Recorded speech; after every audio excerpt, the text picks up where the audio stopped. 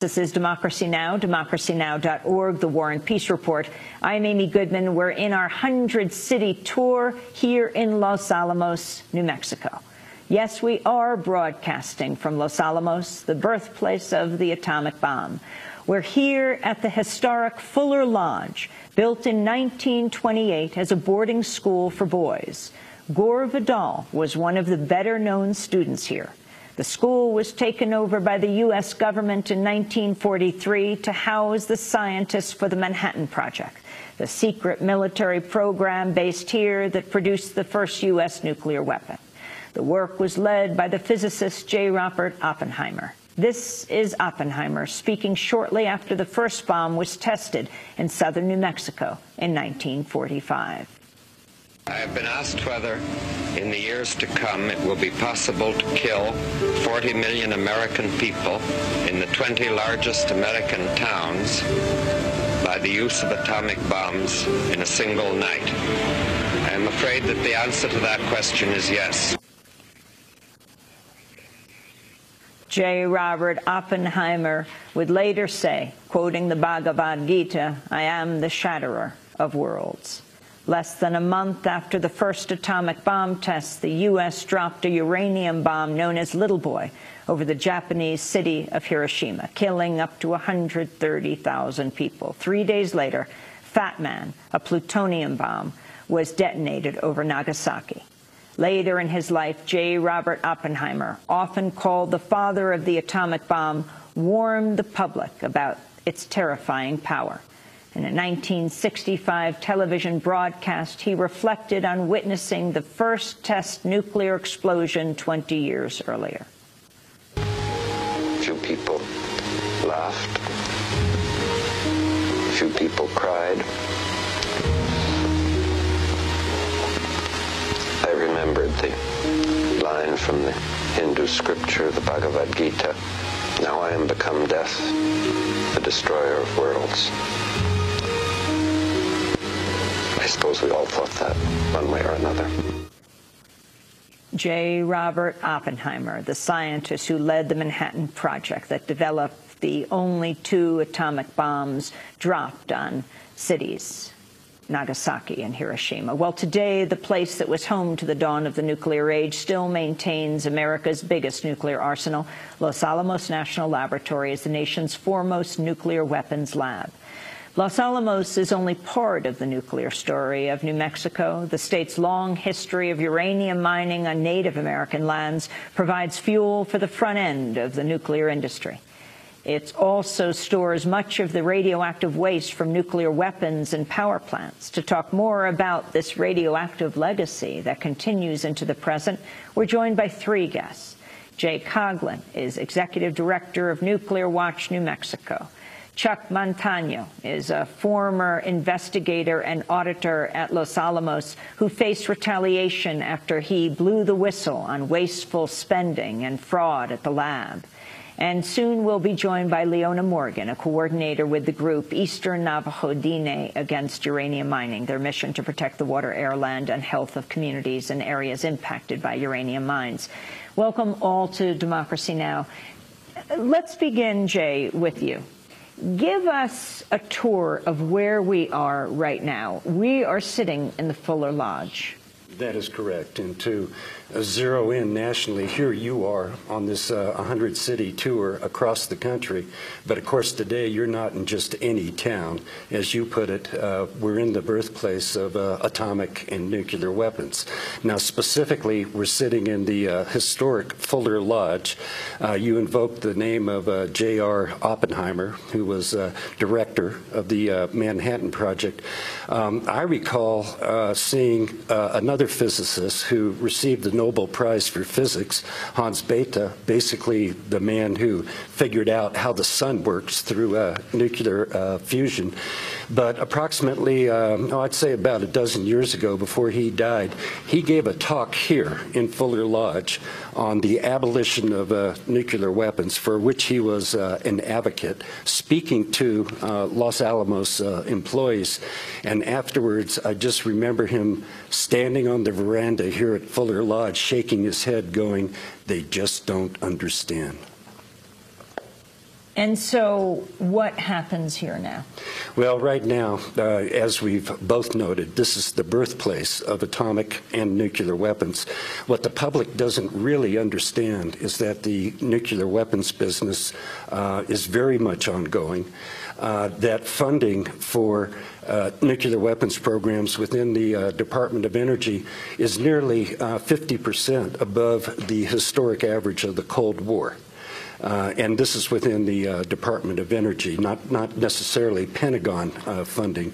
But again, what I'm attempting to underline is the very fact that despite the rhetoric that this country and others are working towards a future world free of nuclear weapons, on the ground what is happening is that the U.S. is rebuilding the production side of its nuclear weapons complex. And specifically here at Los Alamos, it is for the future expanded production of the plutonium cores of nuclear weapons. What's your problem with that? Well, you know, first of all, I'm an outright advocate for the eventual abolition of nuclear weapons.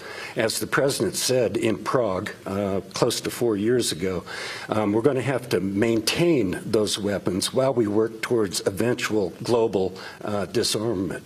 But what's happening through so-called life extension programs is that the U.S. is extending the service life of its nuclear weapons on the order of 3 decades, while endowing them with new military capabilities. And the costs themselves are staggering. We're ending up with nuclear weapons that just to refurbish costs more than their weight in gold. I want to actually go to President Obama. It was soon after he came into office in 2009. So today, I state clearly and with conviction America's commitment to seek the peace and security of a world without nuclear weapons. A world without nuclear weapons. Jay Coughlin. Well, you know, first of all, that is extremely laudable. But I do want to point out that this is truly a bipartisan thing. And who perhaps politically was the foremost abolitionist of all? It was Ronald Reagan. And back in the late 80s, he and Gorbachev came within inches of a bilateral deal to begin to eradicate the world, to save the world from the scourge of nuclear weapons. Now, having said that, the thing that essentially prevented the deal were the false claims made by the nuclear weapons laboratories. In this particular case, Los Alamos' sister laboratory, Livermore, in California, but false claims being made over Star Wars. And that's essentially what prevented Reagan from finally striking a deal with Gorbachev to rid the world of nuclear weapons. But I use this to point out the ongoing role of the 3 nuclear weapons laboratories in this country and the inordinate and, I would say, unfavorable influence that they have not only on national but also international nuclear weapons policies. Who runs the lab now? Well, specifically, it's being run for the government by a limited liability corporation, which, of course, is for-profit, which was a change since 2006. But the 2 dominant partners in this limited liability corporation are the Bechtel Corporation, famous, for example, for attempting to take over the water system in Bolivia, against which there was a popular uprising, so they were kicked out. But again, it's the for-profit Bechtel Corporation and the University of California, something which is generally overlooked. But since the beginning, the University of California has been absolutely central to both the development and the ongoing continuation of nuclear weapons programs. Chuck Montano, welcome to Democracy Now! You worked here at the Los Alamos National Laboratory for more than 3 decades, for more than 30 years, coming here in 1978. You're a whistleblower. You left about a year ago. Can you talk about what you did here, what you learned here, why you blew the whistle? Well, my background is in audits and fraud investigations. And so I was naturally looking into the control environment at the lab, looking for unallowable costs, excessive spending, cost overruns, and of course, I'm professionally bound to report things as I find them, and to develop work papers that will support my findings. The problem with the Department of Energy weapons complex is that auditors that really do their jobs in accordance with their professional requirements aren't really wanted, because there's a concern about reporting things that could be an embarrassment to the University of California. As Jay pointed out, the University of California ran the laboratory for 60-some years by itself until 2006, when it formed Limited Liability Corporation, and Bechtel brought in Bechtel, the Washington Group, and BWXT as industrial partners to run the Los Alamos lab, but essentially the university maintained a dominant position. So my job was to look for fraud, waste, and abuse, to look for internal control weaknesses. What I discovered is that when I reported things as I found them, my reports would be held up, would be watered down. Sometimes they wouldn't be issued. Taxpayers, of course, pay the price when the laboratory, for example, has procurement arrangements to procure certain items at certain prices, and then we find that vendors are actually selling items to lab employees that lab employees aren't supposed to be purchasing, or at costs that are much higher than what was contracted. When I brought those issues to surface, I became a problem. And auditors in general become a problem when they do that.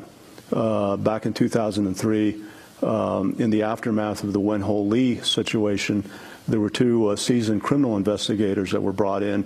Wen-Ho Lee being the Chinese-American scientist here at Los Alamos who was investigated by the FBI actually before the 2001 attacks, if people were wondering what the FBI was doing before. Saying that he had given secrets to the Chinese, which he adamantly disputed. He had not given secrets to anybody, actually. Dr. Wen-Ho Lee was scheduled to be laid off along with about 1,000 lab employees in 1995. He had received what was referred to as an at-risk notice. So at the time when he downloaded data, code that he had been working on, he was contemplating having to search for another job. All of that eventually came out that was what transpired. But Dr. Lee is an interesting situation, because the downloading of classified information was something that I reported in one of my audit reports. That was a serious internal control weakness at the laboratory. Laboratory chose to ignore fixing that problem. Had the laboratory fixed that problem, and conceivably the Wen-Ho Lee situation would have never occurred. Later on, there were also problems with missing tapes containing classified information. One of my findings in this audit that I did of classified computing at the lab was that the laboratory did not have adequate control over the access of classified information. Vaults were basically open to anybody that wanted to go in, and they could remove items from the classified vault without a second person as a witness, and without having dual controls in place. That was one of my audit findings. That's another example where the laboratory chose to ignore some serious control issues that later on led to some serious problems with the laboratory, having missing tapes, computer tapes. Can you talk about Los Alamos and the millionaires? Well, Los Alamos, I lived in Los Alamos 20 years. I grew up 45 minutes from here in Santa Fe. We always saw Los Alamos as kind of a very elite community, largely because it's very, very educated, and also because the laboratory pays very, very well. Northern New Mexico is one of the poorest regions in the entire nation. So as Los Alamos grew up and became a legitimate community in northern New Mexico, they basically they grew up into a community of millionaires. It's been reported repeatedly that Los Alamos has the most millionaires per capita of any community in the nation. And that's because the laboratory pays very well. I'm not so sure the laboratory is doing any cutting-edge research anymore since the Manhattan Project era days, but the people that come to work at the lab tend to stay until they retire because the retirement benefits are enviable. Surrounding communities, of course, are somewhat envious. There's a line of people that would like to work at the lab, largely because of the salary and the benefits. And, of course, the laboratory tends to recruit from throughout the nation. How were you retaliated against when you blew the whistle?